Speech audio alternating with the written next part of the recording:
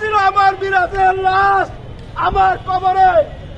Social media বাবাদের বলতে চাই, আপনারা কারো না কারো বাবা মায়ের সন্তান, বাবার সন্তান।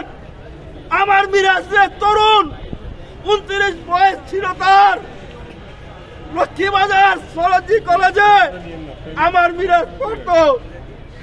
আমার মিরাজ আন্তর্জাতিক ভাবে প্রথম আলোর যে একটা সেদিন ঘোষণা করেছিল, দেখেছিল ফুটেজ, আমার মিরাজের এখনো পাবেন, আমার মিরাজে পাবেন সোশ্যাল মিডিয়ায় যে প্রকাশগুলো হয়েছিল।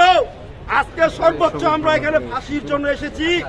তার বন্ধু ছিল, উনি ছিল স্টুডেন্ট, উনি ছিল ঢাকা লক্ষ্মীবাজার সরদি কলেজের স্টুডেন্ট ছিলেন।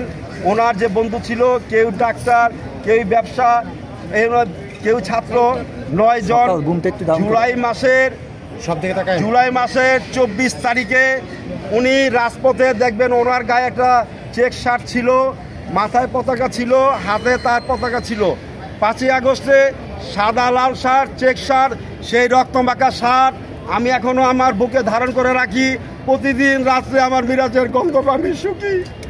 এখনো আমার ছেলের রক্তের দাগ শুকিয়ে আছে। 5ই আগস্ট যাত্রাবাড়ি থানার সামনে হানি ফ্লাইওভারের নিচে আমার মিরাজকে যাত্রাবাড়ি থানার ভিতর থেকে বৃষ্টির মতন গুলি ছোটে।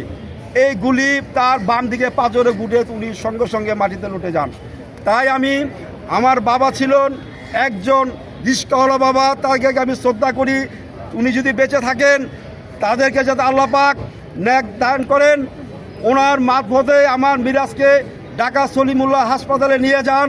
সোশ্যাল মিডিয়াতে আপনি দেখেছেন, প্রথম আলো দেখেছেন, মিরাজ সেদিন লক্ষ্মীবাজার আপনাকে ঢাকা